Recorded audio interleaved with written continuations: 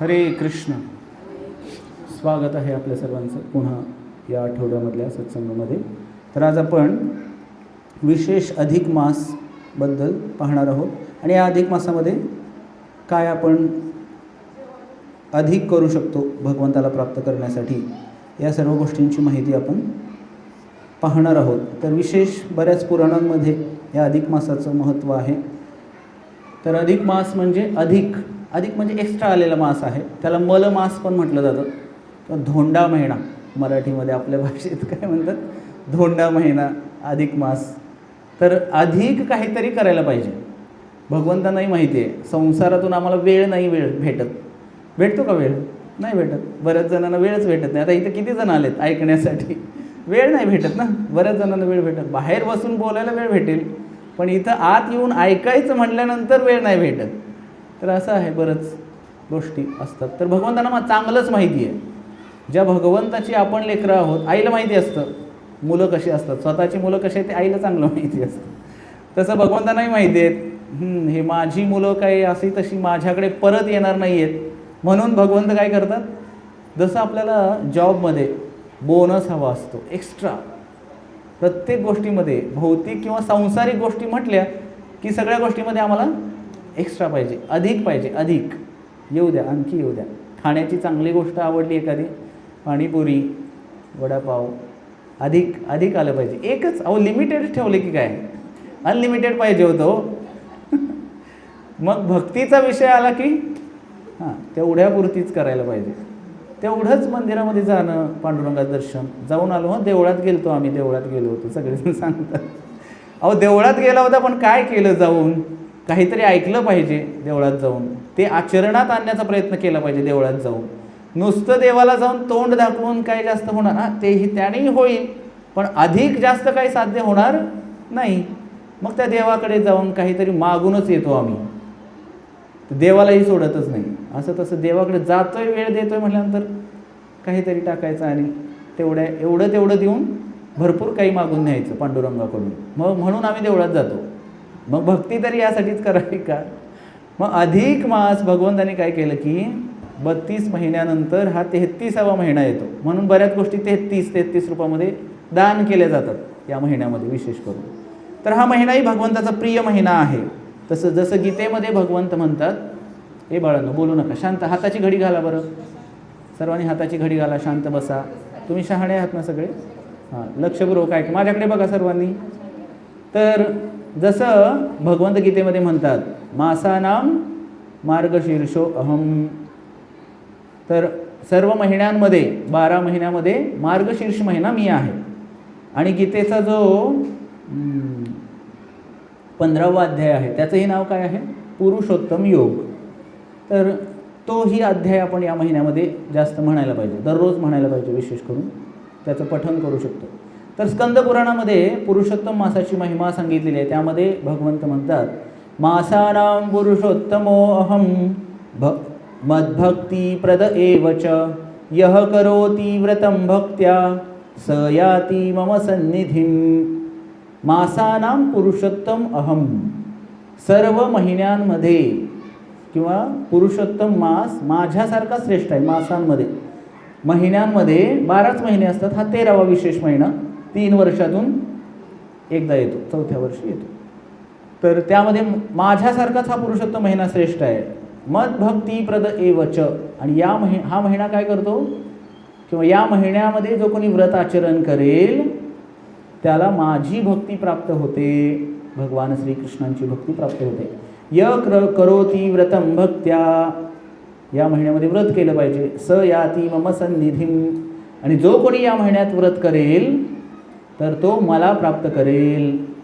जसं गीतेमध्ये भगवंताने सांगितलं, अर्जुनाला सांगितलेलं आहे, जन्म कर्म च मे दिव्यम एवं यो वेत्ति तत्त्वतः त्यक्त्वा देहं पुनर्जन्म नैति मामेति सो अर्जुन. हे अर्जुन, माझं जन्म कर्म दिव्य आहे आणि हे जो कोणी जाणून घेईल तो मला प्राप्त होईल.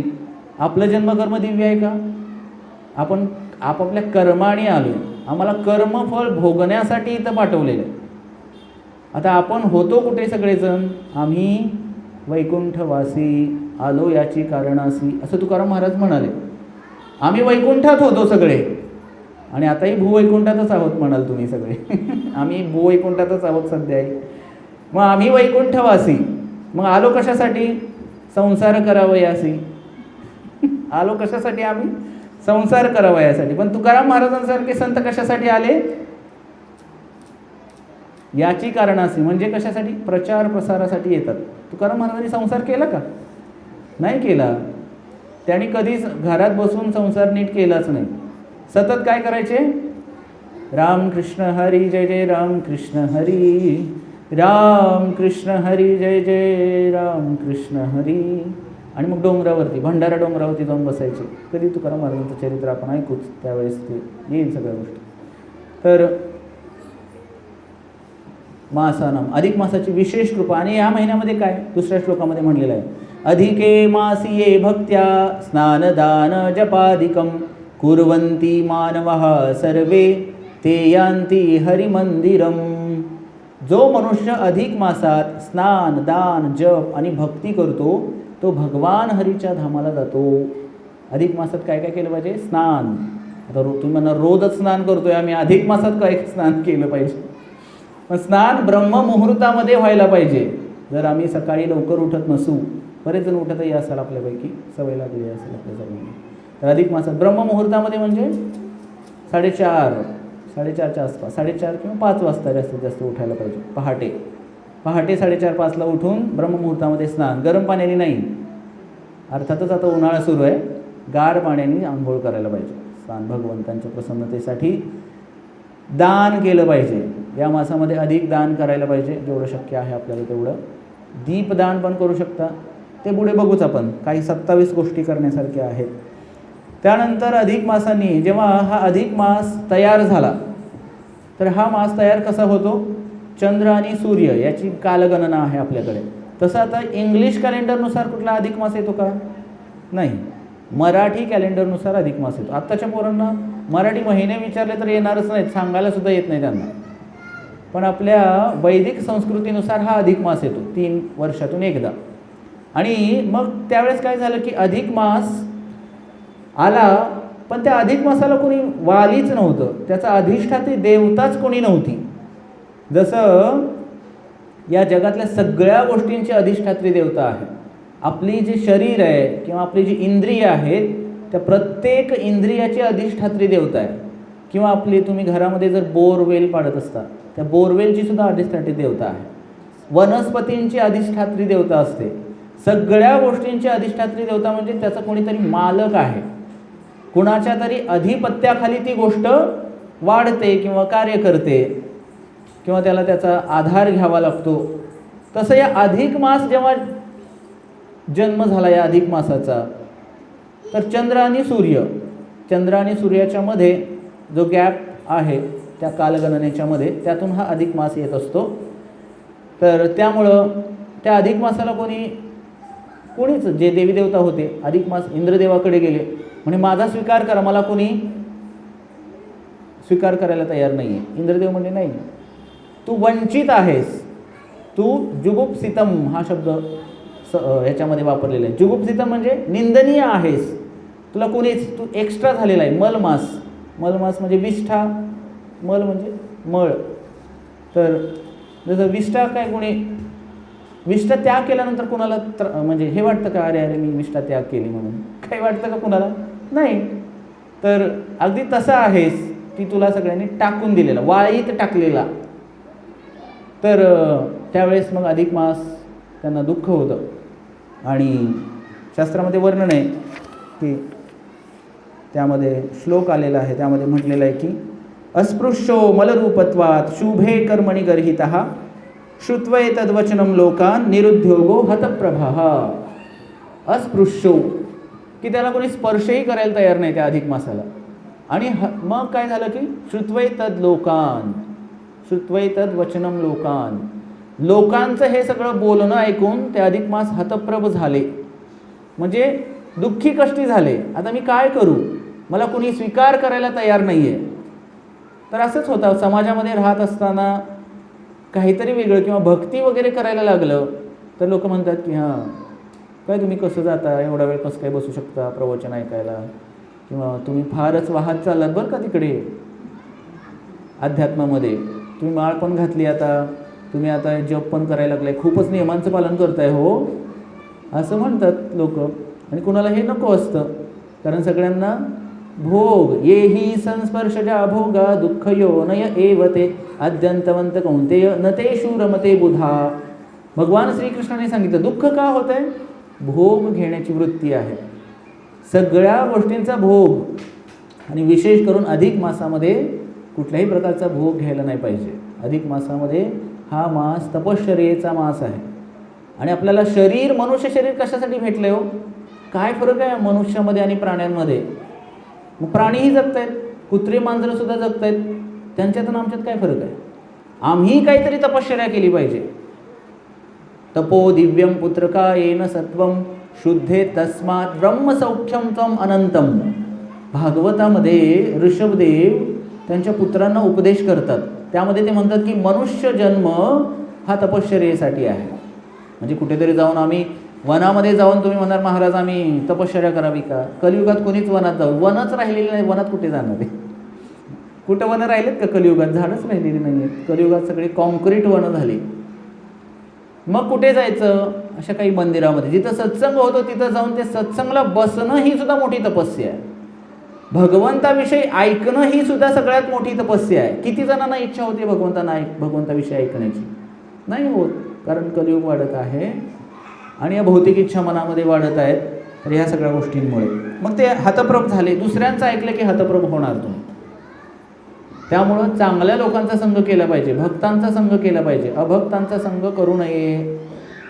चैतन्य महाप्रभूंनी सुद्धा सांगितलं की अभक्तांचा संग करू नये. आपण जे भक्त आहेत भगवंतांचे त्यांच्यासोबत राहिलं तर, जसं म्हणतो आपण ढवळ्या शेजारी बांधला पोळा, वान नाही पण गुण लागला. मग जसं भक्ताच्या संघात आलो, तिथं हरिनाम होत असेल, तिथं कथा ऐकली जात असेल, ते आपोआपच आपणही ऐकतो. नाहीतर मग तर अभक्तांच्या संघात मग कुठेतरी फिरायला जा, कुठेतरी काहीतरी कर, ह्या अशाच गोष्टी. आणि आठवड्यातून एक दिवस सत्संग असतो ना, तेवढा वेळ द्यायला पाहिजे. आणि तेवढ्यात आठवड्यात एक दिवस, जसं बॅटरी चार्ज करायची गरज असते की नाही, मोबाईलची बॅटरी सारखी चार्ज करायला लागते आजकाल, तर मोबाईल कोणी सोडू शकत नाही. आणि मग तसं आम्हाला आध्यात्मिक गोष्टी माहिती करण्यासाठी ऐकलं पाहिजे. आणि अधिक मासात विशेष ह्या गोष्टी ऐकल्या पाहिजेत. तर हे अधिक मास भगवान श्रीकृष्णांनी सांगितलेलं आहे की सगळ्यात प्रिय मास आहे.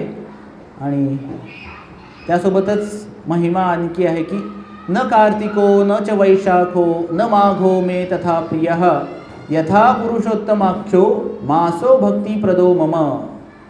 तर भगवंत म्हणतात की कार्तिक, वैशाख, माघसुद्धा मला तितके प्रिय नाहीत जितका हा पुरुषोत्तम मास मला प्रिय आहे. पुरुषोत्तम मास विशेष. आणि या मासामध्ये काय केलं पाहिजे, हरिनामाची विशेष महिमा आहे. विशेष जास्तीत जास्त नाम जप केला पाहिजे. हरे कृष्ण कृष्ण कृष्ण हरे हरे, हरे राम राम राम हरे हरे. तर विशेष या महिन्यामध्ये 27 गोष्टी केल्या पाहिजेत. त्या 27 गोष्टी काय आहेत बघा, एक एक सांगतो मी. पहिला आहे ब्रह्ममुहूर्तामध्ये उठून स्नान केलं पाहिजे, 4:30 किंवा 5 वाजता सकाळी. दुसरं आहे कीर्तनीय सदाहरी, हरे कृष्ण महामंत्राचा जास्तीत जास्त नामजप केला पाहिजे. किंवा तुम्ही तुमच्या गुरुनी जो मंत्र दिलेला आहे तोही करू शकता नामजपामध्ये जास्तीत जास्त. जेवढा होईल तेवढा दिवसभरात जास्त जपाची साधना केली पाहिजे. तिसरं आहे प्रार्थना भगवंतांकडे केली पाहिजे. आता काय प्रार्थना करणार, जी आचार्यांनी, जे संत मंडळींनी ऑलरेडी केलेली प्रार्थना आहे. काही अभंग असू शकतात नित्यनियमाचे, सकाळी एवढे म्हणायचे, दुपारी एवढे म्हणायचे, संध्याकाळी एवढे म्हणायचे असं. किंवा मग हे पण आहे, महायोगपीठे तटे भीमरथ्या वरं पुंडलिकाय दातुं मुनींद्रै समागत्य तिष्ठन्तमानन्दकन्दं परब्रह्मलिंगं भजे पांडुरंगम. ही प्रार्थना सुद्धा असू शकते. पूर्ण अष्टकम, पांडुरंग अष्टकम आहे. त्यानंतर वेगवेगळे अभंग असू शकतात. तर हे सगळं आपण केलं पाहिजे ठरवून. त्यानंतर एक मंत्र आहे अधिक मासासाठी विशेष. तो मंत्र आहे, तुम्ही हात जोडा सर्वांनी आणि माझ्या पाठीमागं तो मंत्र म्हणायचा आहे. गोवर्धनधरं वंदे गोवर्धनधरं वन्दे गोपालं गोपरूपिणं गोपालं गोपरूपिणं गोकुलोत्सवमीशानं गोकुलोत्सवमीशानं गोविंदं गोपिकाप्रियं. हा मंत्र, या मंत्राचं दिवसातून 3 वेळा तरी उच्चारण केलं पाहिजे. विशेष या अधिक मासासाठी हा मंत्र आहे. तर याचा अर्थ काय? गोवर्धन धरम वंदे, ज्यांनी गोवर्धन धारण केलेलं आहे अशा भगवान श्रीकृष्णांना मी वंदन करतो. पुढं काय म्हटलंय? गोपालम गोपरूपिणम, जे गोपाल आहेत आणि गोपरूपिणम, गोपवेशामध्ये आहेत भगवंत विशेष करून. गोकुलोत्सवमीशानम गोविंदम गोपिकाप्रियम, गोकुलामध्ये राहणारे भगवंत आहेत आणि गोविंदम, गायींना प्रिय आहेत, पृथ्वीला आनंद प्रदान करणारे आहेत. आणि त्यानंतर काय सांगितलं? गोपिकाप्रियम, गोपिकांना जे अतिशय प्रिय आहेत अशा भगवान श्रीकृष्णांना मी वंदन करतो. 5वी गोष्ट आहे, मगाशी पण सांगितलं की भगवद्गीतेतला 15वा अध्यायाचं रोज आपण पठण केलं पाहिजे या महिन्याभरामध्ये. त्यानंतर आहे भागवताच्या 10व्या स्कंदामध्ये ब्रह्माजींनी केलेली स्तुती आहे भगवंतांची. ती ब्रह्मस्तुतीसुद्धा 20 श्लोक आहेत. भागवत स्कंद 10 अध्याय 14 आणि त्याच्यामध्ये 20 श्लोक आहेत. ते 20 श्लोक आपण पठण करायला पाहिजेत. त्यानंतर या महिन्यामध्ये विशेष करून सिम्पल लिव्हिंग हाय थिंकिंग, साधी राहणी उच्च विचार अशा प्रकारचं आचरण करायला पाहिजे. जास्तीत जास्त साधं राहिलं पाहिजे, साधं खाल्लं पाहिजे, भोजन सीमित केलं पाहिजे. 4 टाईम खात असू तर 3च टाईम खाल्लं पाहिजे, 3 खात असू तर 2 खात असाल तर 1च टाईम खाऊ शकता. नाहीतर आपलं चाललेलं असते सकाळी काय सतत काहीतरी टाकायचं सतत पोटात. कलियुगामध्ये अन्नामध्ये प्राण आहेत, कुणी राहू शकत नाही. तर अन्न कमी केलं पाहिजे जेणेकरून भजन वाढेल त्यासाठी. तर पुढं म्हटलेलं आहे 8वा की भगवंतांसाठी भोग बनवण्यासाठी केवळ देशी तुपाचा वापर करून भगवंताला नैवेद्य बनवून अर्पण केलं पाहिजे. भगवंतांसाठी विशेष, स्वतःला नाही करता आलं तरी चालेल, पण कमीत कमी भगवंतांना तूप भात किंवा बाकी जे काही बनवत आहात ते सगळं भगवंतांसाठी विशेष बनवू शकतो तुपामध्ये. ब्रह्मचर्य व्रताचं पालन केलं पाहिजे, स्त्री असो पुरुष असो. निरपेक्ष व्रत, जे काही आपण करतोय ते भगवान श्रीकृष्णांच्याच प्रसन्नतेसाठी केलं पाहिजे. सगळं काही कृष्ण अर्पणमस्तु. त्यानंतर बाकीच्या कार्यांना जास्त महत्त्व नाही द्यायला पाहिजे. आता चला सुट्ट्या चालू आहेत, चला इकडं जाऊ, थोडं लेकीकडे जाऊ, थोडं लेकाकडे जाऊ, कुठेतरी बाहेर जाऊ, फिरायला जाऊ. धामयात्रेसाठी जाऊ शकता. अर्थातच आपण धामातच आहात, कुठे जायची आवश्यकता नाही आहे. एका जागी बसून जास्तीत जास्त नामजप करण्याचं फळ आहे. मग भागवत श्रवण करू शकता, भागवत वाचू शकता, सत्संगाला जाऊ शकता, दर्शन करू शकता पांडुरंगाचं. किंवा धामाची प्रदक्षिणा असते, आपली नगर प्रदक्षिणा पण आहे पंढरपूरची. ही पंढरपूरची नगर प्रदक्षिणासुद्धा रोज करू शकता संध्याकाळच्या वेळेस, की जास्त वेळ लागत नाही, अर्धा पाऊण तास 1 तास लागेल जास्तीत जास्त. रोज ती नगर प्रदक्षिणा. आणि नदीमध्ये स्नान पण करू शकता चंद्रभागेमध्ये रोज, किंवा ज्याचं जमेल आठवड्यातून 1-2दा तसंही केलं पाहिजे. शारीरिक वस्तूंच्या ज्या गरजा आहेत, शारीरिक गरजा कमी केल्या पाहिजेत. इतर वस्तू जे काही असेल, जे काही आपण वापरत असो, आवडत असेल ते कमी. म्हणजे ह्या गरजा कमी करण्याचा उद्देश काय आहे? भजन जास्त झालं पाहिजे शरीराकडे. आजकाल आपला वेळ भरपूर जातो बऱ्याच गोष्टींमध्ये, तर त्या कमी केल्या की भजन जास्त होईल. आणि जे काही आपण संकल्प करत आहात ते आपल्या गुरूंना सांगायला पाहिजे की मी या महिन्यामध्ये एवढं करणार आहे, तर तुम्ही मला आशीर्वाद द्या, हे सगळं पूर्ण होईल माझ्याकडून महिन्याभरामध्ये, ही साधना मी पूर्ण करू शकेन. यासाठी असे संकल्प करून लिहून ते गुरूंना दाखवले पाहिजेत आणि ते पूर्णही केले पाहिजेत. आणि विशेष करून आपली प्रिय वस्तू, मग ती खाण्यातली असो बाकीची इतर कोणतीही असो, ती त्याग केली पाहिजे, जास्त प्रिय असणारी. मग खाण्यामध्ये विशेष करून तुम्ही म्हणाला आम्ही कारल्याचा त्याग करतो प्रभूजी, कारलं खाणार नाही 1 महिना, असंही काही संकल्प करू शकता की नाही? काहीच. मग असं नाही करायला पाहिजे. कारलं तर काय कुणाला आवडतं का? जास्त कडू असते ते. मग देवाला चुना लावण्याचा प्रयत्न आम्ही कधी कधी, भक्ती तर करतात काही जण. एक जण होता व्यक्ती, त्यानं नवस केलं पांडुरंगाला, म्हणे मला मुलगा होऊ दे, त्याला सोन्याची टोपी घालतो. मुलगा झाला, त्यानं त्याचं नाव ठेवलं सोन्या, आणि त्या सोन्याला टोपी घातलेली होती. ते देवळात गेला आणि पांडुरंगाची ती सोन्याची टोपी काढली त्या मुलाची आणि पांडुरंगाला घातली. म्हणलं झालं सोन्याची टोपी, हेच नवस केलं होतं मी. तर असे चालाकी भगवंतासमोर चालत नाही. हिरण्यकशिपूने किती चालाकी केली तरीसुद्धा मरावं लागलं त्याला.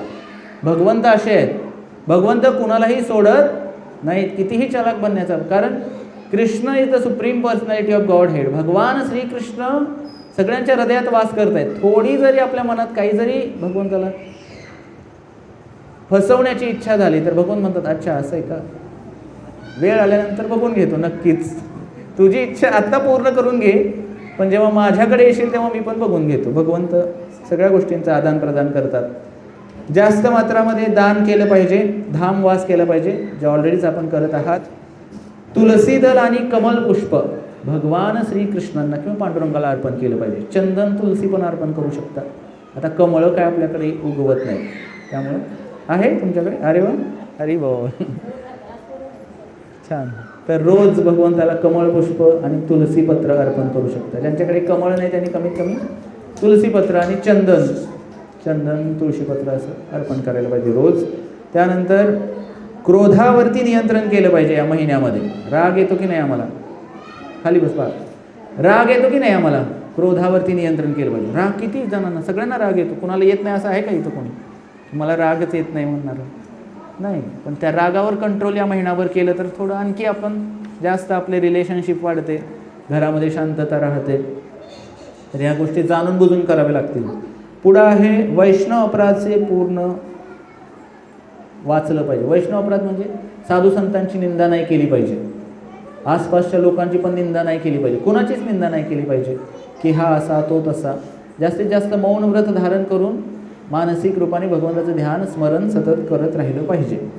त्यानंतर ग्रंथ वितरण किंवा ग्रंथ दान केलं पाहिजे. गीता दान केल्या पाहिजे, भागवत दान करू शकता. विशेष या अधिक मासामध्ये संपूर्ण भागवत जे आहे ते दान करण्याचं महत्त्व आहे. तर आपल्याकडे संपूर्ण भागवत आहे, जवळजवळ 12 स्कंध आणि 18 पुस्तकं आहेत भागवताची. अशी मोठी मोठी पुस्तकं मागच्या वेळी मी आणलं होतं की नाही, तशी पुस्तकं आहेत. आणि ते भागवत कमीत कमी 6-6.5 हजारपर्यंत असतं.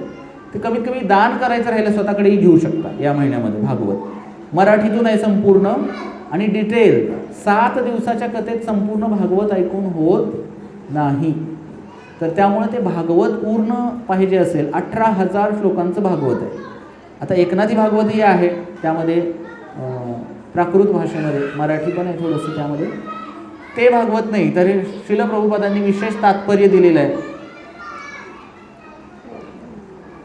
तर अवघड आहे या मुलांचं. तर मध्ये मध्ये हे होतं, खूप डिस्टर्ब होतं बोलायला. तर तात्पर्यासहित ते भागवत आहे की त्या प्रत्येक श्लोकामध्ये भगवंतांना काय सांगायचं आहे, प्रत्येक लीला. तर तेही तुम्ही स्वतःकडे घेऊ शकता. दान करायचं तर दानही करू शकता. त्यानंतर हरिकथा दररोज ऐकायला पाहिजे या महिन्यामध्ये.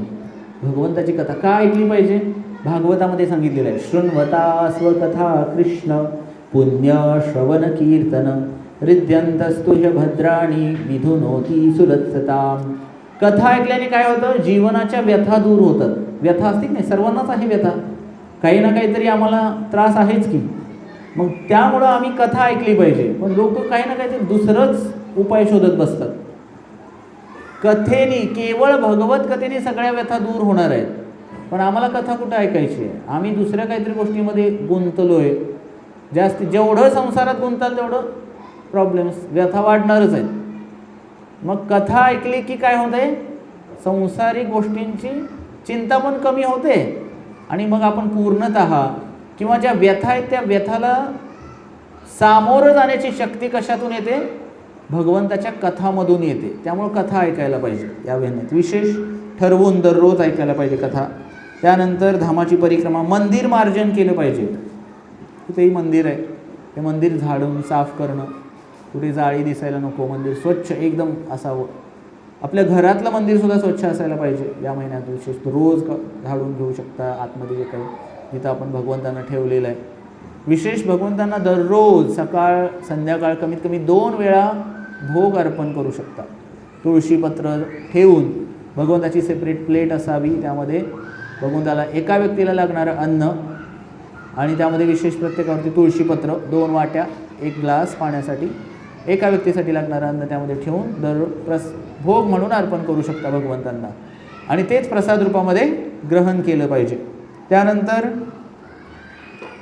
राधाकृष्णाला किंवा विठ्ठल रुक्मिणीला दीप अर्पण केला पाहिजे. जसं कार्तिकमध्ये दीप अर्पण करतो की नाही. नमामीश्वरं सच्चिदानंदरूपं लसत्कुण्डलं गोकुले व्रजमानं यशोदाभियोलुखलाधवमानं परामृष्टमत्यंततो धृत्यगोप्या. अशा प्रकारे अष्टकम आहे. त्यामध्ये म्हणलेले नमामीश्वरम, या अशा ईश्वरांना प्रणाम, नमस्कार असो. सच्चिदानंद रूपम, जे सच्चिदानंद आहेत असं त्यांचं रूप आहे, त्यांना प्रणाम असो. आणि मग यशोदाभियोलुक, यशोदेने ज्यांना बांधलं, आपल्या प्रेमाने बांधलं, तर दोरीने बांधलं, उखळाला बांधलेलं आहे यशोदाभियोलुक. आणि ते घाबरलेले आहेत आणि यशोदेला घाबरून डोळ्यामध्ये अश्रू आले भगवंताच्या. अखिल ब्रह्मांडाचे स्वामी त्यांच्या डोळ्यात अश्रू आले. प्रेमाचे भुकेले आहेत भगवंत, आदान प्रदान करतायत. तर आपणही तसं प्रेम केलं भगवंतावरती तर भगवंत आपल्याही प्रेमाचा स्वीकार नक्कीच करतील. आणि एवढंच नाही तर हे अशा प्रकारचे अष्टक म्हणलं पाहिजे, प्रार्थना केली पाहिजे. वेगवेगळ्या प्रार्थना त्याचा कधी कधी नंदनंदन अष्टकम, कृष्णाष्टकम म्हणू शकता.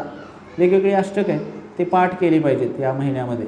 तर वेगवेगळ्या भक्तांचा जो भाव आहे तो भाव आपल्याला समजेल. त्यामुळं भक्तांनी केलेल्या प्रार्थना परत एकदा केल्या पाहिजे. संकल्प करून वैष्णवांना, ब्राह्मणांना भोजन दिलं पाहिजे मंदिरामध्ये.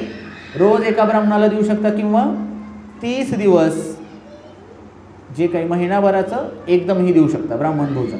किंवा जे तुम्ही व्रत केलेलं आहे महिनाभर, संकल्प सोडण्यासाठी घरी कीर्तन करू शकता, भक्तांना बोलवून त्यांना भोजन प्रसाद देऊ शकता, असंही करू शकता. त्यानंतर तेही झालं. संकल्प पूर्तीसाठी ब्राह्मण भोजन देऊन आपण जे काही केलेलं आहे ते सगळं म्हणजे शेवटी ब्राह्मणांची पूजा किंवा वैष्णवांची पूजा करून भगवंतांना प्रसन्न केलं पाहिजे. तर हे अधिक मास आणि या अधिक मासामध्ये या सगळ्या गोष्टी आपण करायला पाहिजे. जास्तीत जास्त काय केलं पाहिजे. हरे कृष्ण कृष्ण कृष्ण हरे हरे, हरे राम राम राम हरे हरे. या अधिक मासामध्ये जास्तीत जास्त नामजप आणि मग ज्या बाकीच्या गोष्टी ज्या काही सांगितल्या, सकाळी लवकर उठून कमीत कमी या हरे कृष्ण महामंत्राच्या 16 माळा जप करायला पाहिजे. 2 तास लागतात 16 माळा जप करण्यासाठी. हरे कृष्ण महामंत्राचा जप विशेष कलियुगामध्ये चैतन्य महाप्रभू अवतीर्ण झाले, त्यांनी या कलियुगामध्ये सांगितलेला हा मंत्र. आणि या मंत्राच्या 16 माळा विशेष या अधिक मासामध्ये आपण केल्या तर विशेष कृपा आपल्याला भगवंताची प्राप्त होईल. तर या अधिक मासामध्ये हे 27 नियम जो कोणी पालन करेल, अर्थातच अधिक नियम आहेत, अधिक मास म्हणजे अधिक आणखी आहे, पण कमीत कमी एवढं तरी आपण करायला पाहिजे. त्यामुळे काय होईल, आपल्याला भगवत प्राप्ती होईल. याच जन्मामध्ये आपण भगवंतांना प्राप्त करू शकतो. प्रेम निर्माण होईल भगवंताप्रती, सांसारिक आसक्ती कमी होईल आणि मग आपण भगवत धर्मामध्ये जाऊ शकतो. आणि जिथून आपण आलो, आम्ही जातो आमच्या गावा, आमचा राम राम घ्यावा, म्हणजे राम राम म्हणलं पाहिजे, प्रसादच ग्रहण केला पाहिजे, असाही संकल्प करू शकता की नैवेद्य दाखवल्याशिवाय मी काहीही खाणार नाही. नैवेद्य दाखवून ते नैवेद्य बाकीच्या गोष्टी जे बनवलेलं आहे त्यामध्ये मिक्स करून तेच खाल्लं पाहिजे. का खाल्लं पाहिजे, गीतेमध्ये भगवंतांनी सांगितलेलं आहे, प्रसादे सर्व दुःखानां हानिरस्योपजायते किंवा मुच्यन्ते सर्व किल विषय ये पचन्त्यात्मकारणात भुंजन्ते ते अघम पापा. हे प्रसाद काय करेल, भुंजन्ते ते अघम पापा, पाप सगळं नष्ट करतं. भगवंताला केवळ नैवेद्य अर्पण केला तर सगळं पाप नष्ट होतं आपण ते प्रसाद म्हणून खाल्ल्यामुळे. तर रोज नैवेद्य अर्पण केला पाहिजे, सकाळी संध्याकाळी 2 टाईम कमीत कमी. आणि मग अशा प्रकारे भगवंताची सेवा करून आपण भगवंतांना प्राप्त करू शकतो. हरे कृष्ण. श्रील प्रभुपाद की. अधिक मास पुरुषोत्तम मास की. तर या मासामध्ये विशेष गोष्टी करा आणि मनुष्य जीवन धन्य करा. हरे कृष्ण.